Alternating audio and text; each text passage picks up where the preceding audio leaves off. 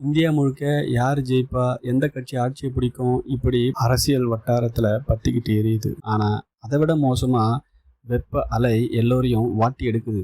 காலையில் 10 மணிக்கு மேலே வெளியே போனாலே கை காலு உடம்பு முழுக்க பற்றிக்கிட்டு எரியுது.